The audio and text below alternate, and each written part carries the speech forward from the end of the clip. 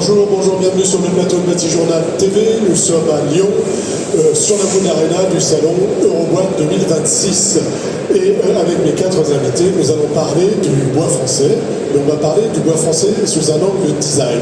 Et on va parler d'un concours qui s'appelle Bois français et design. Avec moi, Morgane Adam, bonjour. Il faut prendre le micro. Bonjour. Bonjour Morgane, vous êtes designeuse, on dit ça comme ça? Oui. Designer. Et votre studio s'appelle Moi et G. Qu'est-ce que c'est Moi et G? Moi et G, c'est un studio qui va accompagner à passer de l'étape G idée cool à on a un produit mis sur le marché qui est certifié et qui normalement répond aux usages qui ont été imaginés et envisagés. À côté de vous, Benoît Fournier-Motet. Benoît, bonjour. Bonjour. Benoît, vous, votre studio s'appelle BO Design, c'est ça? Tout à fait. Petite présentation de BO Design. C'est un studio design installé dans le sud lyonnais. On travaille beaucoup avec du bois et projets participatifs, notamment avec des habitants des quartiers de Lyon. Et ça fait une quinzaine d'années que j'ai fondé ce studio. À côté de vous, Marinette Feuillade. Marinette, bonjour. Bonjour. Vous êtes Fibois Aura, la déléguée générale de Fibois Aura. Fibois Aura, on a beaucoup présenté là. Et c'est quoi le rôle de la déléguée générale? C'est d'orchestrer, d'animer l'équipe, de faire du relationnel, de la gestion, et puis de rassembler, la vocation d'une interprofession, c'est de rassembler l'ensemble des acteurs qui tournent autour de cette belle filière forêt-bois, de faire en sorte que les acteurs se parlent et de mieux valoriser le bois et l'ensemble des usages. Sur tous ces usages, y compris le design avec le bois français. À côté de vous, Annelise Gagnin. Annelise, bonjour. Bonjour. Annelise, vous représentez Sans Détour. Sans Détour, qu'est-ce que c'est? Alors, Sans Détour, nous, on est des ébénistes. Ce qui fait notre particularité, c'est qu'on fait du design, mais on s'est adapté surtout à notre matière, puisqu'en fait, on travaille sur des gisements urbains, puisqu'on va aller réutiliser d'anciennes huisseries pour fabriquer du mobilier urbain, mobilier d'agencement. On va voir ça tout à l'heure. Avec plaisir. Mais avant, je voudrais, avec vous, Marinette, que vous m'expliquiez l'intérêt que vous avez de développer le bois français avec le design. Pourquoi design et bois français, ça marche bien ensemble? Et puis après, on parlera du concours. Alors on s'est dit au niveau des interprofessions, puisque moi je représente Fibois Auvergne-Rhône-Alpes, mais on est fédéré dans Fibois France avec l'ensemble des interprofessions régionales. Et donc une de nos missions, c'est de valoriser le bois dans tous ses usages. Et on s'est dit il y a quelques années que le design et de travailler avec des designers et de mettre en relation designers, menuisiers, transformateurs du bois, ça pouvait nous permettre de répondre à nos nouveaux usages des particuliers. Et donc c'est dans cet esprit-là qu'on a lancé ce concours Bois français et design. L'idée étant de valoriser des bois peu valorisés sur les usages connus. Donc ça peut être des essences peu valorisées. Pour Auvergne-Rhône-Alpes, c'est le sapin pectiné par exemple. Ce sont les feuillus aussi qui ne sont pas suffisamment valorisés. Et puis désormais, ce sont aussi les bois dépérissants, ou en tout cas les bois victimes d'impact sanitaire, et ça peut être aussi du bois de réemploi. Et ce concours, c'est de la mise en relation entre les transformateurs et les designers, d'une part, et puis de cibler plus particulièrement des essences ou des bois peu valorisés jusqu'à maintenant. On avait besoin de mettre en rapport les gens qui font du design et le bois français parce que ça ne se faisait pas naturellement. Sans doute pas suffisamment. En tout cas, voilà, mes voisins vont peut-être pouvoir en témoigner, mais à notre goût, pas suffisamment. Puis c'est aussi de montrer avec les designers que le bois est une matière qui peut répondre à des nouveaux usages pour le grand public. Je me tourne vers les designers. Pour vous, travailler avec du bois français, est-ce que c'était quelque chose de naturel au départ ou est-ce que c'est quelque chose qui finalement est venu petit à petit parce que vous avez eu connaissance de cette possibilité? Chez nous, en fait, dans l'équipe, on est tous menuisiers à la base. Et donc, c'était assez normal de venir travailler des essences qu'on connaissait et principalement du feuillu, parce que c'est ça qu'on avait le plus travaillé jusqu'à là. Et donc, travailler les feuillus, en tout cas endémiques à l'Europe de l'Ouest, c'est assez facile et intéressant parce que ça te permet d'avoir énormément de versatilité dans les réalisations et de faire des toutes petites séries. Parce que dès que tu vas loin, il faut que tu penses tout de suite en grande série. En grande série et en... Oui, pour moi c'est une évidence, hein. J'ai une formation aussi d'ébéniste. Et utiliser le bois français, enfin du bois local, pour moi c'est très important. Question environnementale aussi, j'ai fondé mon studio il y a 15 ans avec ce défi-là, c'est créer du mobilier éco-responsable. Donc pour moi, utiliser du bois français c'est vraiment une évidence. Et les côtés sans détour, alors oui c'est du bois français, mais du bois français de Réunion. Exactement. Alors moi je suis pas du tout ébéniste, ni menuisière. Nous c'était surtout une vision en disant c'est plus possible qu'on puisse aller toujours ponctionner cette forêt. On a des gisements urbains qui vraiment nous donnent des essences incroyables, puisque sur tout ce qui est huisserie, on va retrouver des essences exotiques qu'on n'apportera plus jamais, et tant mieux. Et de les laisser finalement, parce qu'il faut dire que c'est quand même 1 million de fenêtres chaque année qu'on va aller enfouir. On y viendra tout à l'heure. Ouais, c'est ça. Et donc du coup, on s'est dit on a un gisement qui est juste incroyable et il faut qu'on le réutilise. Et le design s'est adapté justement à ce gisement. Du côté de Fibois, qu'est-ce qu'on met en place pour faire travailler ensemble ces deux univers? Alors en fait, ça s'est traduit par le lancement de ce concours. Voilà, un concours donc, qui désormais est à l'échelle nationale et ça permet aux lauréats de valoriser leur réalisation au travers de 2 outils, notamment la Paris Design Week qui a lieu chaque année début septembre et on loue la bibliothèque historique de la ville de Paris, donc avec une cour qui permet de mettre en avant tous les objets qui supportent les intempéries. Et puis l'intérieur de la bibliothèque, mais avec un espace relativement restreint qui nous permet de mettre de petits objets. Mais malheureusement, il y a des lauréats qui ne peuvent pas être présentés à la Paris Design Week. C'est la raison pour laquelle on fait un book. Donc on réalise, donc ça c'est le 2024. Vous avez le book 2024, moi j'ai le book 2025. Et dans ce book, on a nos 3 lauréats. Là. Oui, bien sûr. Voilà. Et puis les autres, parce qu'il y en a d'autres dans la salle, voilà. Et cette année, donc pour Eurobois, grâce aux organisateurs, on a loué un espace supplémentaire pour mettre en avant les lauréats qui ont bien voulu venir jusqu'à Eurobois. Et donc il y a un espace dans cette direction où il y a une dizaine de lauréats. Dans cette direction, ça n'ira pas grand-chose. Si vous avez le nom, le numéro, c'est pas mal. En tout cas, c'est sur Eurobois, et si on regarde le plan, on va trouver. On va parler des projets maintenant. Et on va commencer avec vous, sans détour. Donc, avec vous, on parle. Alors, c'est un projet que je connais, que j'ai eu la chance de présenter tout au début. C'était au Carrefour International du Bois. Et j'avais vu quelqu'un venir me présenter ce projet de récupération de fenêtres avec des bois exotiques, pour en faire du mobilier et refaire quelque chose. Expliquez-nous tout, redites-nous tout. Alors, c'est un projet qui est né dans les Deux-Sèvres. À la base, Jérémy, son papa, était menuisier et il voyait chaque année toutes ces fenêtres en fait, qu'on venait démonter pour remplacer par du PVC et toute cette matière qui s'accumulait. Il faut savoir qu'on recycle très très mal les fenêtres à l'heure actuelle. Elles sont souvent broyées et enfouies. Donc après qu'on ait pu enlever le verre, parce que l'avantage du verre c'est qu'on le recycle très très bien, mais une fenêtre on va retrouver du métal à l'intérieur, du bois et effectivement ce verre. Donc chez nous on récupère, chez Sans Détour, on va récupérer ces anciennes fenêtres, ces anciennes huisseries, on va venir les démanteler, réengager je dirais ce verre dans ce circuit de recyclage que fait très très bien Saint-Gobain, enlever toutes les parties métalliques. On va aller remettre la matière à blanc et en tirer des carrelets qui vont nous permettre après de reproduire du mobilier. Donc, soit du mobilier qui va être du mobilier urbain, on va faire en sorte d'avoir des classes de bois qui nous permettent de le mettre en extérieur, et sinon du mobilier, de l'agencement intérieur. Voilà. Donc on est un essaimage, donc on est Sans Détour. Nous on est Sans Détour Lyon Métropole.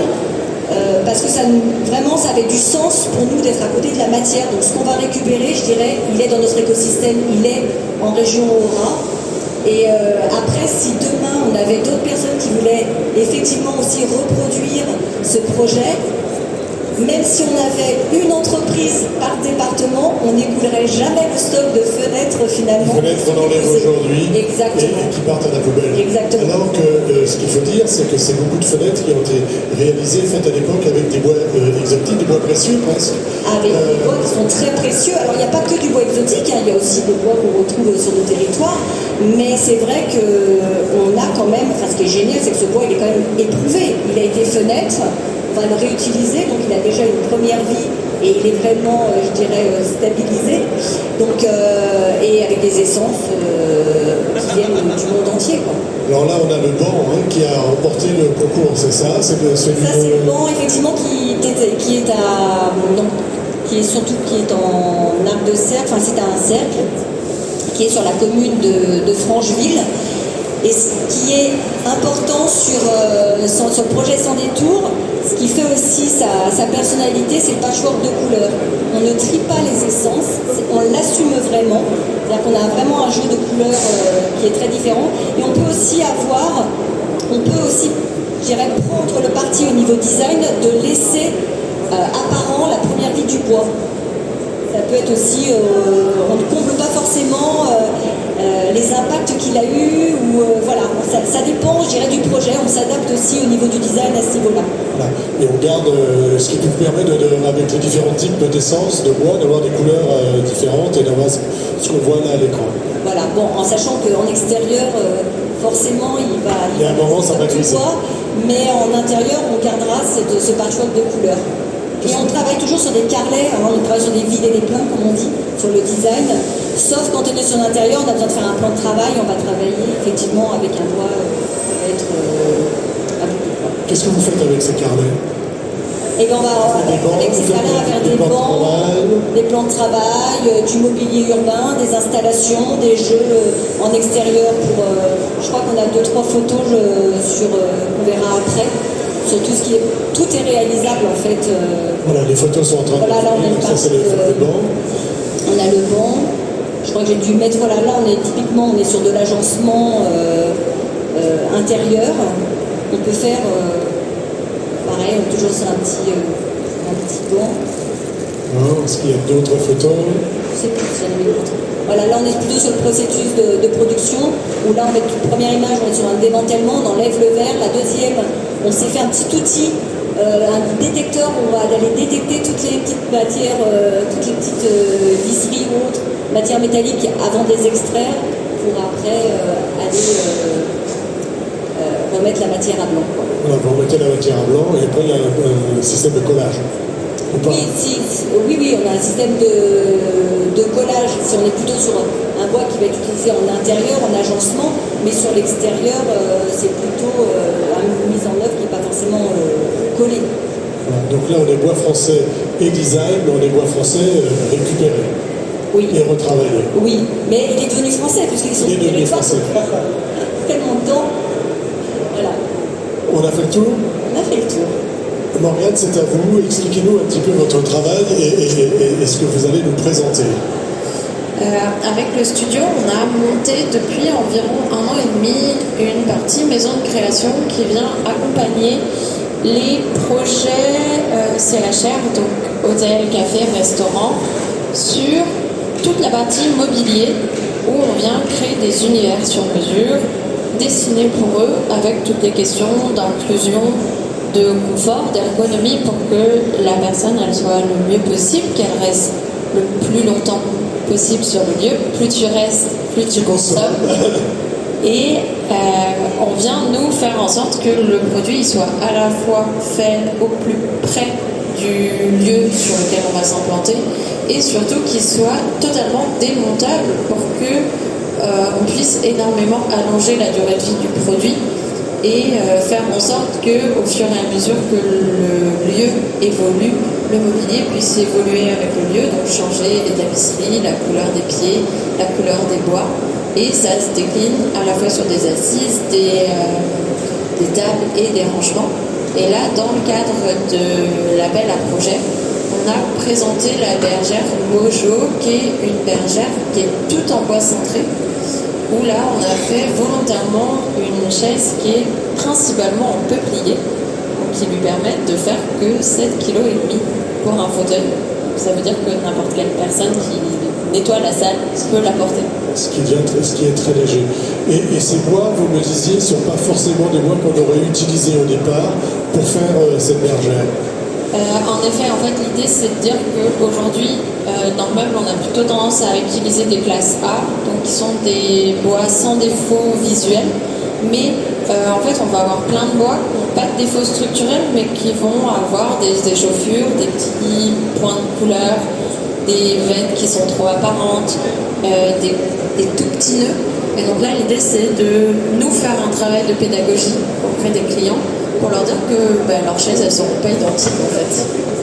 Ils n'auront pas la même chaise, ils auront la même bergère visuellement, mais ce ne sera pas tout à fait la même parce que le bois n'aura pas vécu la même chose, c'est ça? C'est ça, et l'idée c'est comme les couches supérieures extérieures des cintrages sont en hêtre, on va avoir des effets qu'on appelle de l'échauffure, donc avec des effets de couleurs qui peuvent être grisés, bleutés ou à l'inverse presque roses. Et donc là on leur dit juste, même si on teint, tu vas pas avoir la même couleur. Et c'est en réalité plutôt bien pris aujourd'hui parce que ça veut dire que c'est pas du tout du papier décor. Et donc presque les gens ils veulent du défaut. Parce que du défaut pour qu'on voit que c'est du vrai bois. L'original, c'est du vrai bois. Ces bois, on parle de hêtre et de peuplier, vous les avez sourcés, c'est du bois français. Comment vous allez le chercher? Là on travaille nous avec des forêts en Bourgogne.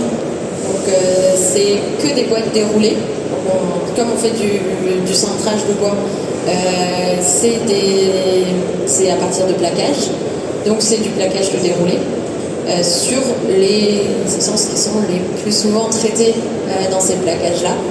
Et après, on vient aussi travailler sur des plaquages sciés de merisier et de noyer pour faire uniquement par contre les faces de finition. L'intérieur, c'est un peu dommage de mettre un bois d'homme. Le peuplier, ça pousse vite. C'est léger, donc c'est plus efficient. Et là, le peuplier, on le voit.